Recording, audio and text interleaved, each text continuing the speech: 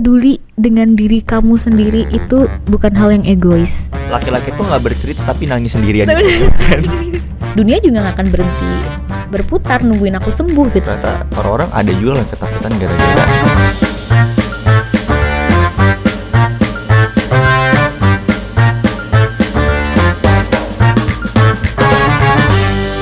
Congratulations for the step lagi dengan gua, Lukman, yang bakal nemenin kalian beberapa menit ke depan.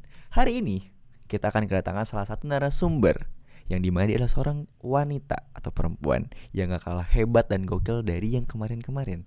Langsung aja kita sambut, please welcome Nadia. Halo, salam dulu dong. Apa kabar? Baik, alhamdulillah baik. Hari ini habis ngapain aja, Nat? Hari ini kebetulan agak lumayan banyak ya deadline-nya, mepet-mepet. Jadi tadi 5 menit yang lalu sebelum aku duduk di sini kebetulan juga masih nyelesain deadline kerjaan juga.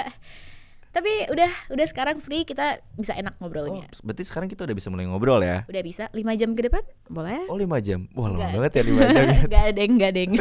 Oke, jadi hari ini tuh sebenarnya aku pengen bahas dapat insight dari wanita gitu loh, dari perempuan gitu. Oke. Kan kamu yang kita tahu, yang udah kita riset gitu kan, kamu kan juga sempat di fase terbawah dan tanpa support system gitu loh, ya kan? Nah, aku pengen tahu ke sana. Cuma sebelum kita melangkah jauh ke sana, aku mau tahu dulu dong masa kecil kamu dulu kayak gimana sih? Oke, masa kecil aku ya. Ada enaknya, ada nggak enaknya. Kalau enaknya sih, aku dari kecil tuh ngerasa punya banyak banget temen rumah beda, temen sekolah beda, temen les beda, temen ngaji juga beda. Karena apa? Karena dari orang tuaku memang terbiasa disekolahkan ke tempat yang jauh.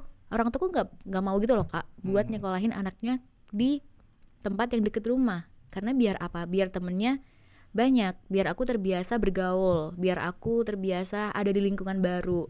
Itu sih, jadi aku ngerasa masa kecilku tuh happy banget karena aku punya banyak temen yang beragam, yang beda-beda. Dan tiap aku pergi ke tempat les, aku ketemu orang yang beda.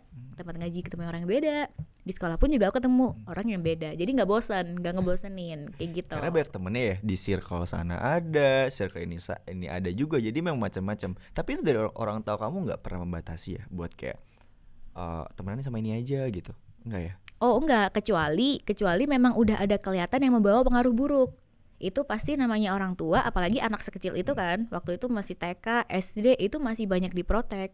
Kalau udah kelihatan ada 1-2 orang yang kemungkinan membawa pengaruh buruk, ya pasti aku diingatkan untuk buat jangan terlalu berteman. Bukan gak gitu sih, bahasanya sebenarnya jangan terlalu berteman gitu, gak kayak gitu. Bahasanya orang tua ya ngasih taunya kayaknya besok-besok mainnya sama yang ini aja deh gitu.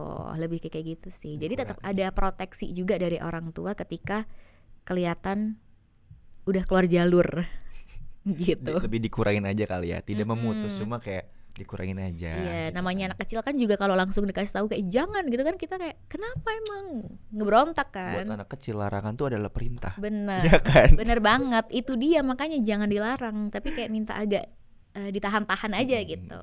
Oke. Itu tadi cerita hal yang menyenangkan ya. Tapi ada gak sih pengalaman yang mungkin kurang menyenangkan ya gitu dari masa kecil kamu? Ada. Aku dari kecil tuh udah terbiasa dilepas apa-apa sendiri. Bahkan aku pernah punya satu cerita nih. Waktu itu tuh lagi lomba mewarnai di sekolah. Waktu itu aku masih TK ya Kak, masih TKA. Kebetulan sepertinya mungkin belum sebanyak itu untuk belajar soal warna. Tapi seluruh murid itu diikutkan untuk lomba mewarnai. Orang-orang lain semua ada orang tuanya, didampingin sama ayahnya, didampingin sama ibunya atau nenek kakeknya. Sedangkan aku karena kedua orang tua aku waktu itu sibuk kerja, aku sendirian dong.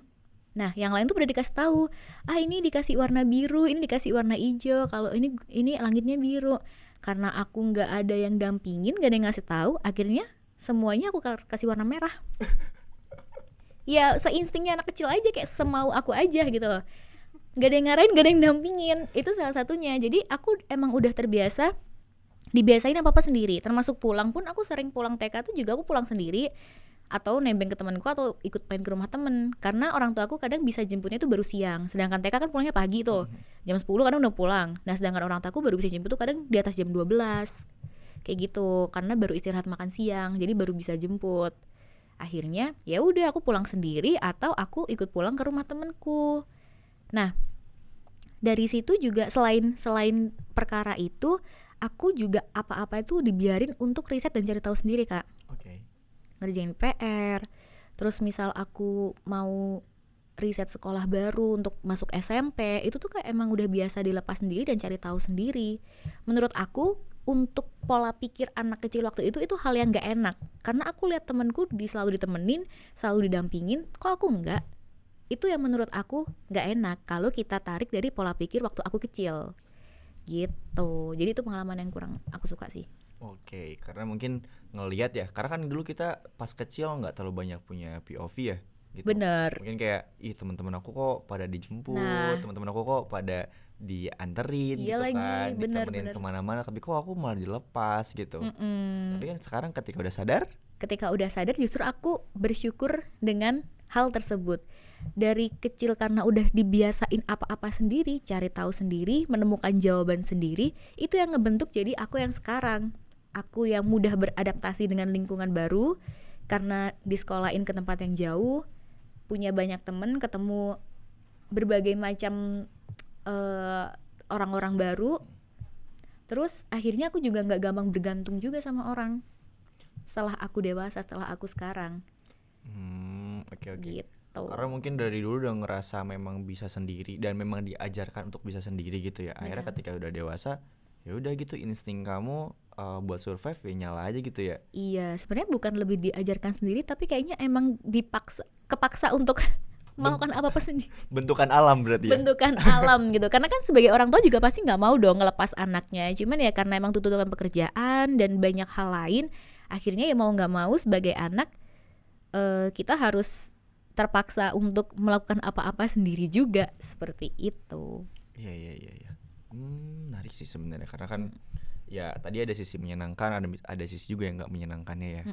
Ya, tapi itu lucu sih. Kamu warnai tapi warna merah semua gitu. Karena aku kayak nggak tahu gitu loh waktu itu, pikiranku tuh aku nggak tahu ya gunung itu warnanya apa gitu. Langit itu warnanya apa, udah merah aja lah semua. Merah semua. Untung nggak juara ya. Kalau juara itu aneh banget sih. Itu aneh banget sih. Itu sekolahnya yang aneh. Oke. Aku udah sedikit gambar sih sama masa-masa kecil kamu. Itu mungkin SD, TK kali ya. Tapi kalau udah mulai beranjak ke SMP, ke SMA, itu gimana tuh perjalanannya mungkin ya? Perjalanannya waktu SMP, SMA, salah satu yang ngebentuk aku lumayan jauh dan besar itu menurut aku di SMP. Karena yang selain aku disekolahkan ke tempat yang jauh, waktu itu aku disekolahkan ke tempat yang gak banyak lingkunganku pengen masuki. Waktu itu gitu. Karena biayanya lumayan mahal. Padahal SMP negeri loh ya ini Kak. Cuman waktu aku masuk SMP yang kita belum ada subsidi dari pemerintah di bidang pendidikan, jadi masih ada SPP. Nah, ini sekolah yang lumayan dihindari karena biayanya mahal di lingkunganku waktu itu. Tapi karena orang tuaku udah terbiasa punya mindset buat anak ini emang ditaruh di tempat yang jangan di zona nyamannya dia, jangan digabungin sama teman-temannya dia yang udah dia kenal dari rumah atau dari SD atau dari TK kayak gitu, biar dia bisa beradaptasi. Nah dari situlah akhirnya aku banyak dapet POV baru dari anak-anak yang menurutku mereka punya orang tua yang udah bagus secara finansial lah ibaratnya kayak gitu. Jadi aku dapet banyak pelajaran dan pola pikir baru kayak gimana sih cara orang-orang hebat ini itu berpikir dan bekerja. Itu aku banyak dapet dari waktu aku SMP itu. Oke. Jadi sebenarnya yang banyak ngebentuk kamu akhirnya waktu SMP ya? Waktu SMP. Karena kamu masuk ke sekolah yang lumayan mahal gitu, mungkin dan lingkungannya pun yang berbeda juga dari sebelumnya gitu ya? Pada saat itu iya. Oke. Terus akhirnya sekarang Nadia, tadi kamu sempat menyenggol kalau kamu tadi habis ngerjain deadline ya 5 menit yang lalu. Betul kan? Emang kamu tuh sekarang kesibukannya ngapain aja sih? Oke, kesibukannya aku sebagian besar sekarang adalah di bisnis dan lagi ngebangun komunitas. Ada bisnis dan juga lagi bikin komunitas. Benar. Komunitas perempuan supporting group gitu. Oh, supporting group. Oke. Aku mau nanya dulu deh, kan kalau ngomongin bisnis kan kita pasti tahu lah ya turbulensinya kayak gimana. Benar. jatuh bangunnya kayak gimana, nggak Iya banget. stabil kan gitu. Pasti kayak kita sering buat burn out gak sih dengan hal itu? Banget, banget Kak. Itu bener-bener bikin kayak wah, pengen pecah kepala ini. Apalagi aku one man show ya. Jadi kayak aku masih banyak ngurusin hal di bisnis itu, belum ada second brainnya gitu loh. Masih kebanyakan tuh segala macam keputusan besar strategik itu masih aku yang harus dituntut untuk bisa ngambil keputusan tersebut. Oke, nah kan ya kita tahu lah bisnis biasanya kan kita punya partner dan lain-lain kan. Nah, sekarang kamu ngejalanin bisnis one man show gitu. Ada nggak sih titik dimana akhirnya kamu ngerasa ngerasa capek aja gitu ngerjain semua ini gitu, kebingungan ini, bisnisnya bingung mungkin kan, mungkin pada saat itu juga komunitasmu juga belum kebangun kan? Belum. Itu gimana sih cara Timelinenya agak jauh tuh antara bisnis dan komunitas. Kalau misalnya untuk bisnis dulu, cara aku buat pusing, pasti pusing. Cuman karena aku nge-happy ngejalaninnya, jadi itu tidak menjadi masalah untuk aku gitu loh Kak. Pusing bentar mungkin sehari, oke bentar aku kayak mau istirahat, aku mau healing dulu ya, kayak aku mau pijet dulu, aku mau ngopi dulu di tempat yang adem, udah. Tapi habis gitu besoknya aku udah fokus lagi ngurusin bisnis kayak gitu. Karena aku happy ngejalaninnya di bisnis ini. Happy dong. Kalau happy nggak sejauh ini. Nah, kalau nggak happy nggak sejauh ini. Iya sih benar ya, karena mungkin punya alasan yang kuat. Nah, alasannya apa kalau boleh tahu? Kenapa bisa tiba-tiba bikin bisnis gitu? Oke, aku bisa bilang kejebur sih sebenarnya awalnya. Kalau apakah dibilang aku passionate di bisnis sekarang iya. Tapi kalau waktu awal banget mula aku bikin bisnis, apakah aku passionate? Enggak, aku kejebur. Kejeburnya adalah karena waktu itu momennya adalah pandemi. Ya, banyak juga pasti yang ngerasain kan gimana turbulensinya waktu pandemi. Dan kebetulan aku lumayan sangat amat mendapatkan dampaknya dari sisi kerjaan orang tua, dari segi finansial. Itu lumayan bikin kita harus berpikir keras gimana cara keluar dari situasi tersebut.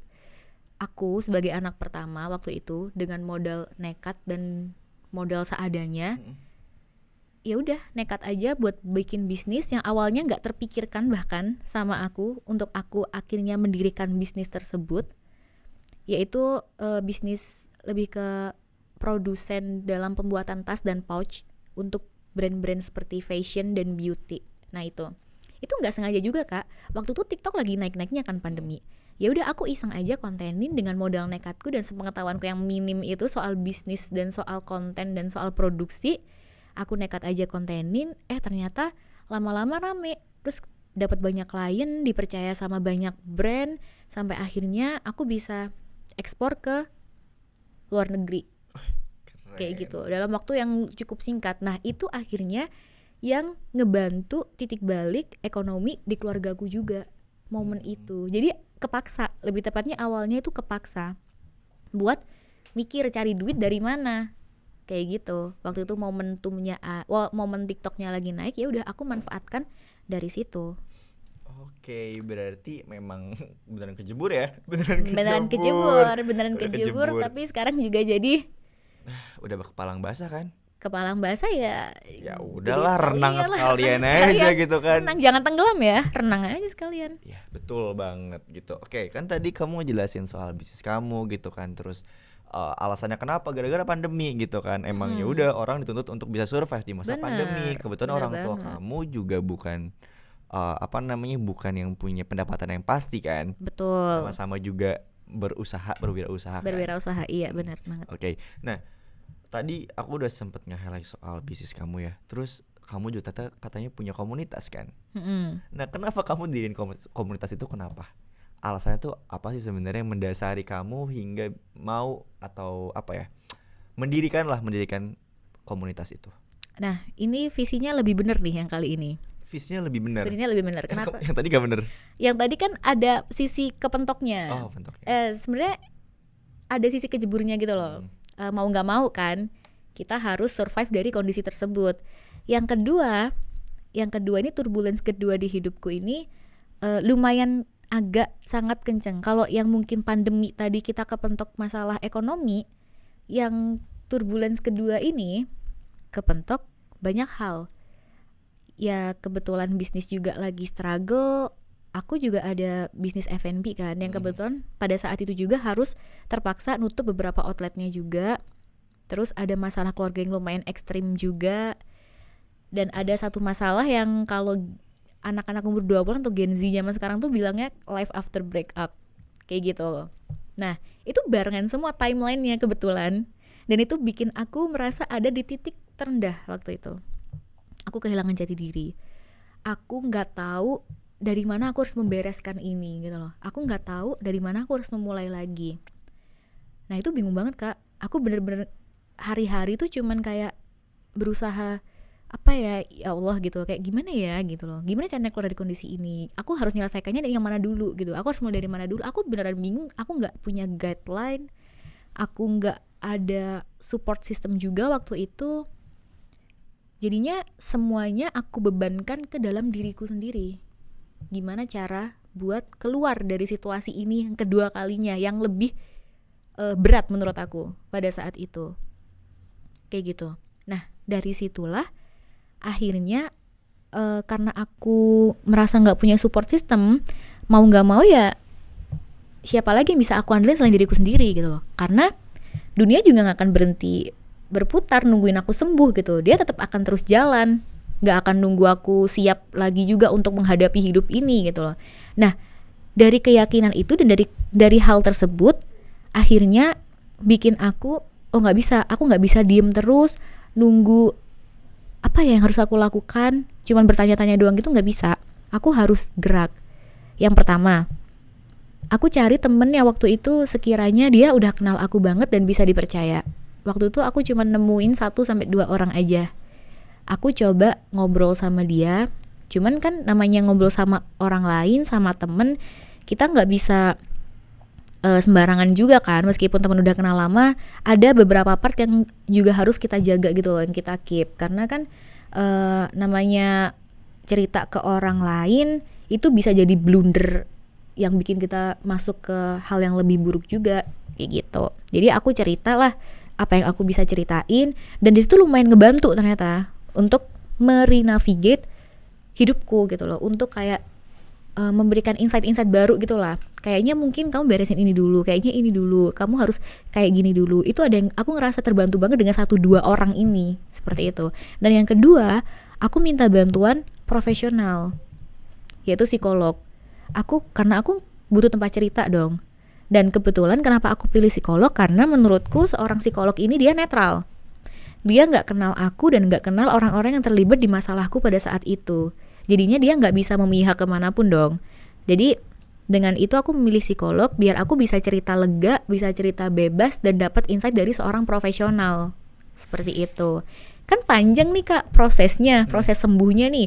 Nyari kesana, nyari kemari, healing juga, masukin ke dalam diri, self-reflection, retrospektif, semuanya aku lakuin buat proses sembuh itu. Sampai akhirnya aku siap menghadapi dunia lagi, bahkan jauh-jauh lebih baik gitu. Di bisnis akhirnya berkembang, dalam diriku sendiri juga akhirnya berkembang, banyak potensi baru, punya banyak networking dan kenalan baru. Nah, kenapa akhirnya?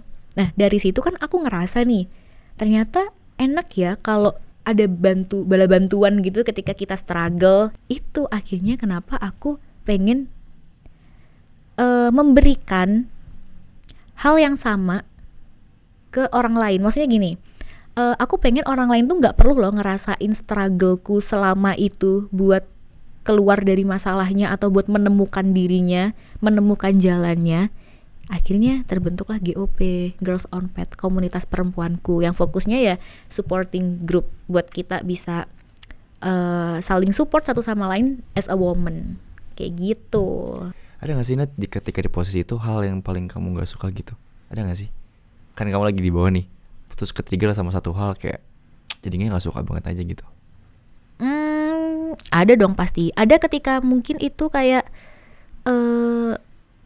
dalam proses sembuh itu kan kita melewati banyak hal kan. Pasti ada gini Kak, ada hal yang bikin aku keinget sama kesalahan-kesalahan yang pernah aku perbuat sebelumnya. Itu sih. Karena kan selama proses refleksi itu kan kita menganalisis tuh, kita pernah melakukan kesalahan apa, terus kita pernah melakukan kebaikan apa. Nah, itu kan kita analisis semua tuh. Nah, ketika ada satu dua hal yang sebuah masalah yang bikin aku tuh kayak aku sesalin banget gitu loh. Kayak aku ngerasa kayak kenapa nggak dari dulu aja aku tuh sadar mencintai diriku lebih dulu gitu loh. Dibanding mementingkan orang lain. Yang ternyata ketika aku struggle juga diriku sendiri juga yang harus diselamatkan dan yang bisa membantu untuk aku keluar dari hal tersebut gitu. Jadi kayak hal-hal semacam ya yang mengingatkan aku pada kebodohan-kebodohanku tuh aku agak lumayan kesel juga. Aku udah susah payah kalau dari ini Malah di-trigger lagi gitu. Cuman ya udahlah, itulah Iya. topping kehidupan. Topik kehidupan betul banget. Mau nanya juga, tadi kan kamu sempat menyinggung juga kan kayak kesel banget gak sama diri sendiri yang kenapa sih dulu tuh melakukan hal-hal bodoh seperti itu gitu kan, kayak ada rasa penyesalan yang lumayan dalam gitu. Nah, masalahnya tuh gimana cara kita biar sadar gitu loh? Atau mungkin kamu deh, apa yang bikin kamu akhirnya sadar kalau itu tuh adalah suatu kebodohan atau suatu kesalahan gitu loh? Gimana cara sadarnya gitu? Cara sadarnya yang pertama aku journaling. Oh ya, aku pakai metode journaling. Potong. Karena gini Nat, kita nggak mungkin dong kena masalah dulu baru sadar gitu loh. Oke, benar. Ya kan? Mungkin semua orang merasakan kayak gitu, cuma seenggaknya harus ada langkah preventif gitu loh Nat. Nah itu kayak gimana Nat? Kalau kebetulan aku kan dihadapkan masalah dulu baru sadar ya Kak ya. Kalau misalnya orang lain, cara sadarnya agar nggak kepentok masalah dulu lebih ke lihat ke goalsmu, lihat ke tujuan hidup kamu. Itu sejalan gak sama apa yang mau kamu capai? Udah, aku fokus di situ aja, fokus ke masa depan aja. Coba kita tutup hal-hal lain dulu, yang sekiranya toksik, mengganggu dan segala macam itu kita lihat sendiri dulu apa yang mau kita capai. Kalau misalnya ternyata yang kita lakuin ini gak sejalan dengan apa yang menjadi tujuan kita, itu menurutku aku harus mulai ini lagi sih, harus mulai self refleksi lagi dan renavigate lagi. Oke. Berarti balik lagi ke set goalsnya dulu ya? Ke set goalsnya dulu, benar. Tahu dulu tujuan hidupnya apa, life purpose-nya apa. Ya sih, karena ya kita tahu lah kalau misalnya udah kepentok masalah kan kadang susah ya buat bangkitnya gitu kan. Apalagi nggak ada yang ngingetin, nggak ada yang nge-support gitu kan. Lebih susah. Tapi itu hal yang lumayan menantang juga sih untuk dilakukan Kak. Maksudnya gini, nggak sedikit orang yang akhirnya baru sadar setelah kepentok. Jadi kayak untuk kita belajar bisa meningkatkan self awareness dan mengerti dan memahami diri itu sih yang harus benar-benar kita jaga, yang harus kita tahu kalau kita tuh juga butuh loh ngeliat ke dalam. Healing itu nggak cuman lihat keluar gitu loh, kita harus lihat ke dalam diri kita buat biar kita aware sama hal-hal yang sekiranya udah mulai kelihatan salah nih kayak gitu. Nah, cara proses memahami atau berdamai dengan diri sendiri versi Nadia itu kayak gimana? Cara berdamai dengan diri sendiri versi aku fokus di masa kini dan masa depan aja. Ibarat kalau misalnya kita bawa batu nih, itu tuh aku ngibaratkan ada 3 batu masa lalu, batu masa kini, sama batu masa depan. Kalau semua batu kita bawa, itu akan berat banget pasti di hidup kita.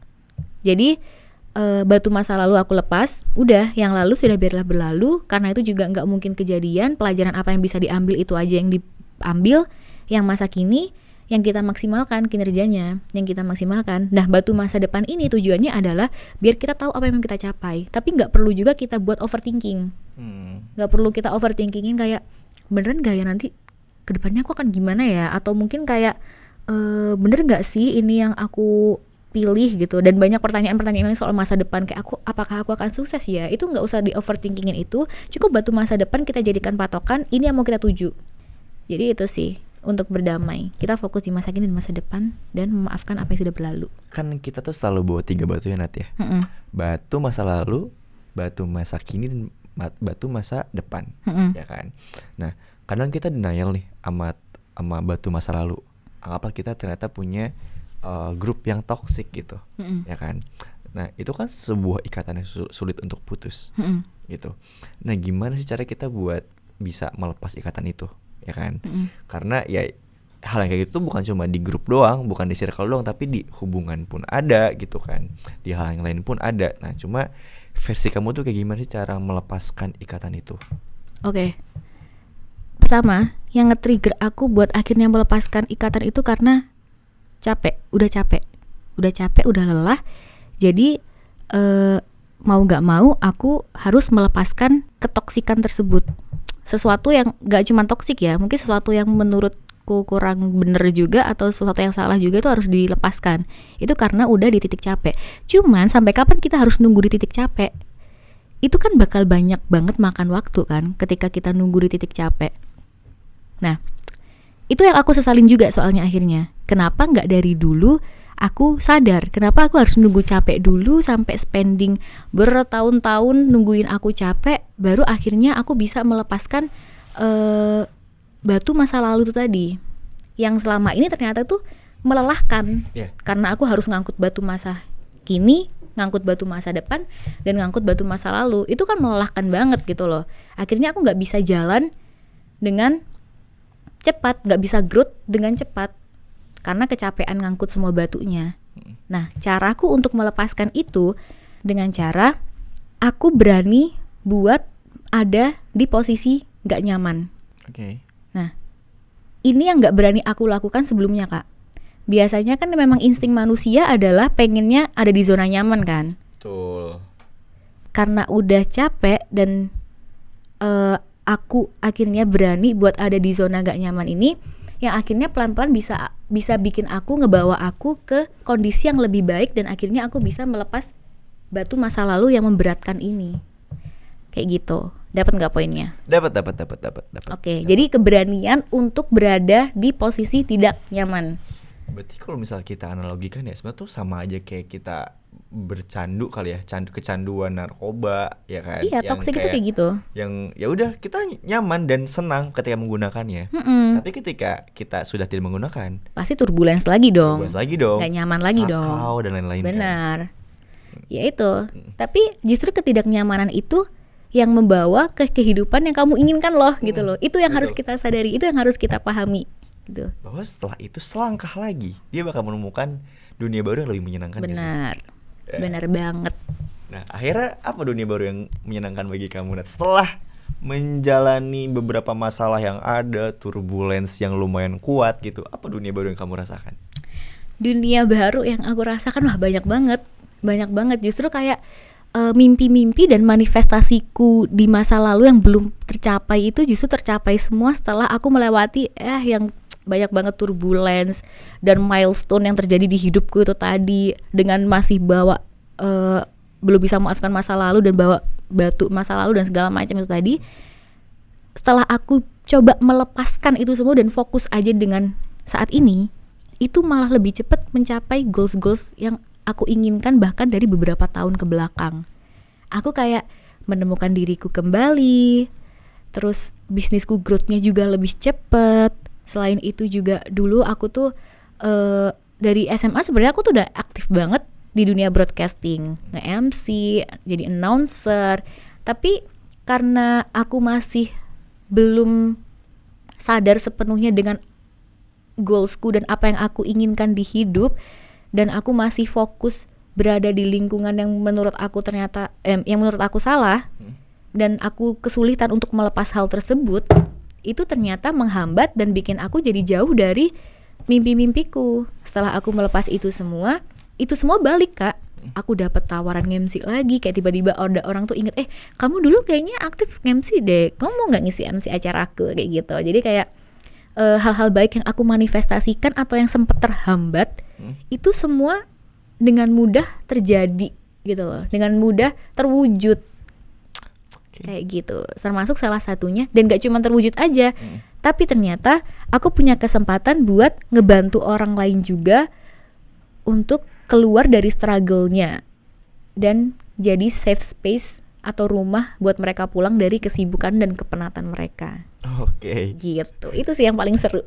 Tapi ternyata nggak disangka-sangka ya ketika kamu mencapai dunia baru itu, dunia baru yang penuh dan kebahagiaan itu tuh ternyata ngasih kebahagiaan yang baru juga buat orang lain.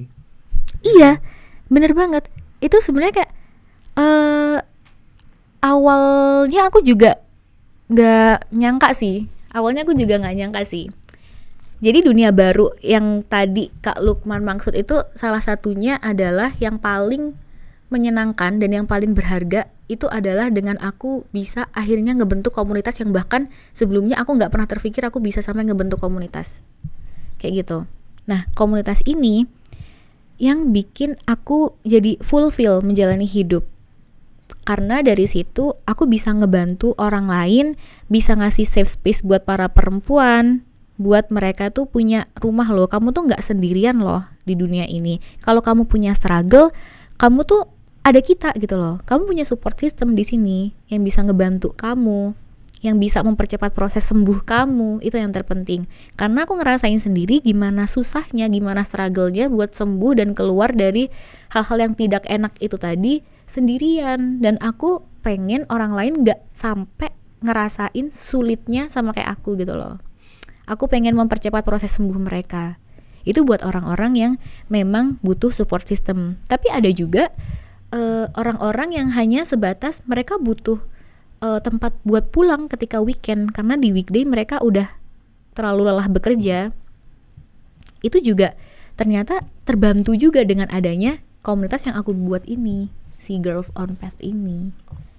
Kayak gitu. Jadi itu sih yang part terserunya dan yang paling aku syukuri setelah banyak turbulence tadi. Iya. Dari hal sekecil kamu menahan dalam artian menahan perihnya mungkin ya, beratnya ketika melupakan masa lalu, mencoba mendalami perasaanmu untuk bisa melepaskan hal-hal yang toksik itu kan juga bukan hal yang mudah ya. Tapi ganjarannya ternyata lebih bagus lagi. Gitu loh kan. Yang kamu pikir kayak aduh aku kayaknya gak bisa lepas dari teman-temanku ini deh, atau tidak bisa lepas dari dia. Ternyata setelah lepas dari orang-orang toksik itu, kamu malah membuat safe space baru buat orang lain yang lebih membutuhkan gitu loh. Dan sama-sama butuh support kan akhirnya. Iya bener banget. Aku kayak seneng sih ketika orang-orang itu bilang kayak, Kak makasih banget ya udah adain Girls on Path ini, aku jadi terbantu banget. Aku weekday tuh udah capek banget kerja. Nah ketika weekend aku kayak nggak tahu aku harus cerita sama siapa, ngobrol sama siapa, berkegiatan apa. Dengan adanya GOP ini aku jadi kayak punya tempat pulang dari kepenatanku kayak gitu. Ada juga yang akhirnya ini ada case bagus nih dari GOP juga. Dia juga kasusnya adalah dia juga nggak bisa lepas dari lingkungan yang toksik, dari pasangannya yang toksik, dari toxic relationship. Kenapa dia nggak bisa lepas? Karena dia ketika dia melepas itu, karena dia udah terlalu ketergantungan sama pasangannya, kemana-mana juga sama pasangannya, yang nemenin juga selalu pasangannya. Akhirnya setelah nggak bisa, akhirnya dengan begitu dia takut untuk melepas pasangannya padahal udah toksik banget. Tapi setelah dia bertemu dengan GOP, setelah dia ikut kegiatannya GOP, kemarin aku ketemu lagi, aku ngobrol sama dia, aku tanya gimana kamu sama pasanganmu yang toksik itu. Udah Kak, akhirnya aku udah bisa lepas. Karena kemarin tuh ternyata aku cuman takut aku nggak punya temen. Tapi setelah ada GOP, aku akhirnya ya udah aku punya teman baru, lingkungan baru yang lebih positif. Jadi buat apa aku mempertahankan ketoksikan itu? Oke, ternyata di sisi lain ngebantu banget ya, karena buat bisa keluar dari zona itu ternyata orang-orang ada juga yang ketakutan gara-gara takut gak punya temen, takut gak ada someone to talk mungkin ya. Iya benar. Jadi itu tadi, jadi kayak apa yang bikin kita susah melepaskan masa lalu ya karena kita takut memasuki ranah yang gak nyaman buat kita aja. Tapi itu yang memang harus dihadepin kayak gitu loh. Iya sih. Kan tadi aku dengar cerita kamu kayak kamu kan gak punya someone to talk gitu, seolah-olah ya aku tangkap gitu kan. Iya, gak ada support system. Gak cuma gitu someone kan. to talk. Oke, berarti lebih parah dibanding itu. Lebih dalam lagi. Oke, gak punya support system yang benar-benar bisa support kamu gitu kan. Akhirnya gara-gara kamu punya keresahan itu dan kamu ngerasa ini tuh gak boleh dibiarkan terlalu lama, makanya kamu ngebentuk GOP itu buat wadah orang-orang yang mungkin posisinya sama juga kayak kamu ya pada saat itu. Bener. Gak punya support system. Benar. Ya kan? Karena kamu tahu sendiri gimana struggle-nya ketika gak punya support system. Betul. Apalagi di usia sekarang, di kondisi yang kita udah gak gampang lagi cari temen. Aduh, iya lagi Iya semakin kan? tua semakin sedikit Semakin temennya tua ya. semakin teman. Dulu tadi kan waktu masih kecil kita happy karena punya banyak teman, tapi makin kesini kita makin sulit menemukan teman yang cocok, teman yang sevisi, teman yang sefrekuensi. Kenapa akhirnya aku makin yakin juga buat ngegedein sih Girls on Pet ini karena banyak yang terbantu dan membuat lingkungan baru yang lebih positif. Oke. Jujur aku banyak banget dapat insight ya Nat ya dari obrolan ini, karena ya GOP Girls on Pet gitu kan, itu tujuannya bagus banget gitu. Kadang ya kita juga sebagai laki-laki gitu kan, meskipun itu GOP ya udah gak apa-apa. Ini aku cerita di keresahan laki-laki, siapa tahu kamu mau bikin versi laki-lakinya gitu. MOP ya, Man on Pet. Ya, boleh gitu. Karena kita juga kadang nggak semua orang punya teman buat bercerita gitu loh. Iya lagi. Ya kan, kayak ya udah kita juga nge-games atau apapun mungkin mencoba mengalihkan feeling lonely itu ke hal yang lain gitu kan. Ya bener sih apa yang dilakukan sama GOP itu pasti bakal ngebantu banget buat orang-orang tuh bisa lebih growth lagi tuh loh, atau nggak sengaja itu meninggalkan hal yang tidak produktif untuk menjalani kegiatan lebih produktif lagi. Benar. Sesimpel ketemu sama teman-teman, ya kan, ketemu ngobrol, bahas ini itu tuh sebenarnya udah hal yang bagus. Ya nggak sih? Nah, gimana kalau misalnya GOP mau nggak bantu aku atau kita gini deh, kita deh GOP sama LOT gitu misalnya ya, kita bareng-bareng gitu bikin satu space gitu kan, safe space buat teman-teman di luar sana yang mungkin dia juga lagi di fase itu gitu loh. Ini menarik nih. Karena itu juga yang banyak dipertanyakan orang-orang. GOP cewek doang ya kak? Terus yang cowok aku harus bercerita ke siapa? Itu aku yang nanya. Oh iya. Orang-orang di sini juga yang nanya ya. Kayaknya kalian-kalian juga ya yang membutuhkan, yang suka komen di kontennya GOP. Kita butuh tempat cerita gitu. Nah ini saatnya LOT juga mewadahi dong. Karena kan GOP terhalang gender karena emang aku pengen punya safe space untuk perempuan. Tapi ketika mungkin kita bisa dikolaborasikan untuk menargetkan market laki-laki juga. Oke. Buat jadi safe space itu. Karena yang punya struggle kan gak cuma perempuan. Iya. Banyak juga laki-laki yang butuh safe space juga kan. Betul, malah sampai ada ini tahu, ada meme-nya. Laki-laki tuh nggak bercerita tapi nangis sendirian di pojokan. Bukan gara-gara kita nggak pengen cerita, tapi kadang kita nggak punya tempat buat cerita bingung aja. mau cerita kemana kan? Bingung mau cerita kemana gitu. Mungkin cerita ke temen tongkrongan takut dijudge gitu kan. Iya. Tapi ketakutan gitu. Kita butuh orang yang netral. Benar. Itu balik lagi, kita butuh orang yang netral buat bikin cerita kita secara objektif gitu loh. Iya, betul banget. Oke, berarti kamu bantuin aku dong buat bikin program itu nanti. Guys, ayo salaman dulu. Bener ya? Ya, kita bikin programnya ya. Bener ya? Oke, Awas sampai kamu bener. bohong. Kita teman-teman, abis ini kita bakal nyusun program bareng sama GOP buat bikin safe space buat teman-teman yang punya tempat buat bercerita. Jadi tunggu aja ya nanti tanggal mainnya. Oke, Nadia, terakhir deh, tadi kita udah ngobrol banyak banget ya, ngomongin masa kecil kamu, ngomongin juga perihal struggle-nya kamu, turbulence-nya gitu. Merangkum kisah hidupku dari kecil sampai dewasa sih ini tadi. Iya, sebenarnya tuh bisa dibikin part lagi kayak masa kecil, ya kan, tumbuh remaja dan dewasa gitu kan. Itu karena punya struggle-nya masing-masing. Kita nanti bikin dokumenter boleh lah. Oke. Ini deh, dari apa yang kamu udah alami sepanjang kamu hidup gitu kan. Ada gak sih pesan buat teman-teman di luar sana gitu, ya mungkin dia juga lagi struggle akan hal itu? Pesan buat teman-teman di luar sana yang juga mengalami struggle yang sama, peduli dengan diri kamu sendiri itu bukan hal yang egois, tapi itu adalah hal yang realistis dan memang harusnya seperti itu. Karena nobody care, kayak gak ada yang peduli ketika kamu ada di masa sulit gitu loh. Tapi yang harus kamu bawahi juga, kamu juga gak sendirian kok gitu loh. Kamu juga punya tempat yang bisa bantu kamu menyelesaikan masalah tersebut. Ada profesional, ada support group yang bisa kamu datengin, lebih kayak gitu. Jadi kamu jangan terlalu fokus untuk tetap berada di situasi yang toksik atau situasi yang menurut kamu salah, karena waktumu tuh berharga. Kamu gak bisa ulang itu lagi. Ketika kamu ada di posisi struggle, semakin cepat kamu keluar dari zona tersebut, semakin cepat kamu cari support group, semakin cepat kamu berusaha buat minta bantuan ke profesional atau kemanapun itu, semakin cepat kamu cerita dan menemukan solusi dan masalah, semakin cepat juga kamu akan bisa menemukan diri kamu sendiri, dan semakin cepat juga kamu bisa mencapai goals dan tujuan hidup kamu. Itu aja sih, maksudnya jangan terlalu berlama-lama dan berlarut-larut di masalah. Oke, terakhir aku mau minta tolong kamu buat call out satu nama yang harus datang ke sini buat ngisi kursi itu. Ada nggak dari kamu?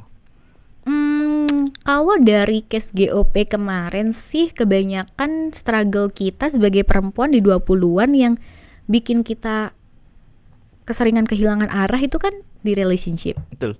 Kayaknya aku mau ada satu orang yang banyak ngasih pelajaran juga akhirnya di relationship buat aku. Dan teman-teman GOP juga. Dia salah satu orang GOP juga. Cuman dia memang udah ini sih, keren banget sih menurut aku. Dari segi relationship, karir, dan banyak cerita hidupnya, itu banyak yang menginspirasi. Jadi aku undang ke sini Kak Naila Dara. Silakan dijadwalkan untuk datang ke GOP. Oke, Naila Dara. Naila Dara. Oke, Nat, ternyata kita udah lumayan panjang ngobrolin masalah kamu. Buat pembelajaran aku juga gitu kan. Betul. Supaya aku bisa improve diri aku, biar supaya aku juga bisa ngasih barrier ke diri aku juga gitu kan. Buat bisa punya POV yang lebih baik lagi lah, kayak gimana gitu kan. Oke, mungkin itu aja sih Nat yang bisa aku tanyakan. Mungkin nanti kalau misal ternyata banyak yang komen-komen buat lanjutin lagi sesi ini, kita bakal buat part 2-nya, oke Nat? Oke. Oke, siap, itu aja sih kalau dari aku ya. Jangan lupa buat teman-teman semua pantengin dan follow IG-nya lifeof20s.id dan juga Girls on Pet. dan Nadia NRMLT. Gak susah ya. Tulis aja di sini. Oke, itu aja yang bisa gue sampaikan sebagai host dari LOT dari P20. Jangan lupa pantengin terus channel YouTube kita dan komen untuk kalian yang sudah bisa berubah dan bisa melewati masa ini. Itu aja yang bisa gue sampaikan. See you next video. Dadah.